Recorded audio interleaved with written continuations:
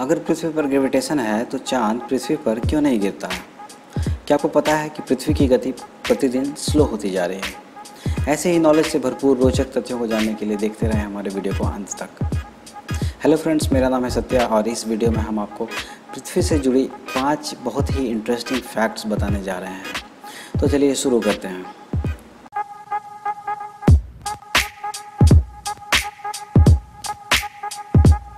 Number 1, age of earth. हमारी पृथ्वी 4.5 billion years पुरानी है।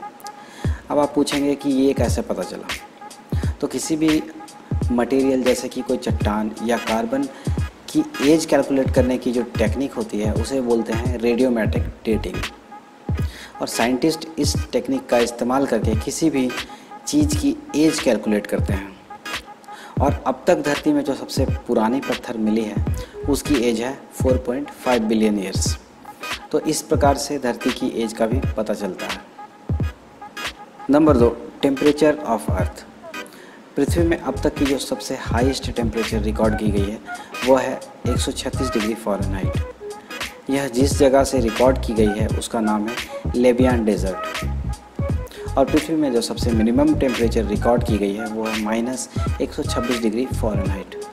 यह जिस जगह से रिकॉर्ड की गई है उसका नाम है वॉस्टक स्टेशन, अंटार्कटिका में।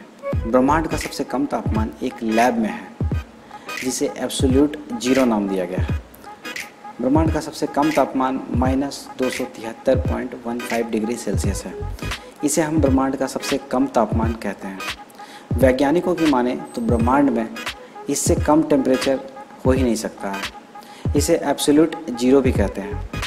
साल 2003 में MIT यानी कि मैसेचुसेट्स इंस्टीट्यूट ऑफ टेक्नोलॉजी के शोधकर्ताओं ने एक लेबोरेटरी में यह टेम्परेचर हासिल किया था, जिसका मतलब था कि पूरे ब्रह्मांड में अगर कोई सबसे ठंडी जगह अगर हो सकती है तो उसका टेम्परेचर होगा एब्सोल्यूट जीरो। नंबर 3, चांद धरती पर गिरता क्यों नहीं है? हम सभी जानते हैं कि धरती पर ग्रेविटेशन है और जिसके कारण हमारी धरती पर हर रोज़ करीब 4 अरब उल्कापिंड गिरते हैं। इनका आकार बहुत छोटा होने से ये विनाश का कारण नहीं बनते हैं और तबाही नहीं मचाते हैं। सवाल ये उठता है कि चांद धरती पर क्यों नहीं गिरता है? इसके लिए हम आपको 2 रीज़न बताएंगे। पहला रीज़न है, जैसा कि हम जानते हैं कि गुरुत्वाकर्षण बल पृथ्वी के केंद्र से दूरी का समानुपाती होता है। कहने का मतलब है कि जैसे जैसे 2 वस्तुओं के बीच की दूरी बढ़ेगी गुरुत्वाकर्षण बल घटेगा और पृथ्वी से चांद की दूरी बहुत अधिक है। अतः यह एक कारण है कि चंद्रमा पृथ्वी की ओर नहीं गिरता है। रीजन 2, आपको कैसे पता कि चंद्रमा पृथ्वी की तरफ नहीं गिरता है? चंद्रमा लगातार पृथ्वी की तरफ गिर रहा है पर हर बार इसका निशाना चूक जा रहा है, क्योंकि चंद्रमा जितने समय में धरती की तरफ गिरता है उतने समय में धरती सूरज की तरफ गिर जाता है। सूरज आकाशगंगा के केंद्र की तरफ गिर जाता है। इस तरह लगातार सभी वस्तुएं एक दूसरे की तरफ गिर रही हैं पर निशाना हमेशा चूक जाता है। यही तो है गुरुत्वाकर्षण यानी कि ग्रेविटेशन, जिसके कारण चांद हमेशा पृथ्वी के गोल गोल चक्कर लगाता रहता है। नंबर 4, हमें पृथ्वी के घूमने का एहसास क्यों नहीं होता? फ्रेंड्स, हमारी पृथ्वी एक यान की तरह ही है और ब्रह्मांड में चक्कर काटती रहती है। इसकी गति 21 लाख किलोमीटर प्रति घंटा के बराबर है और जब तक आप हमारे वीडियो को देखकर ख़त्म करेंगे तब तक आप 20,000 किलोमीटर की दूरी तय कर चुके होंगे।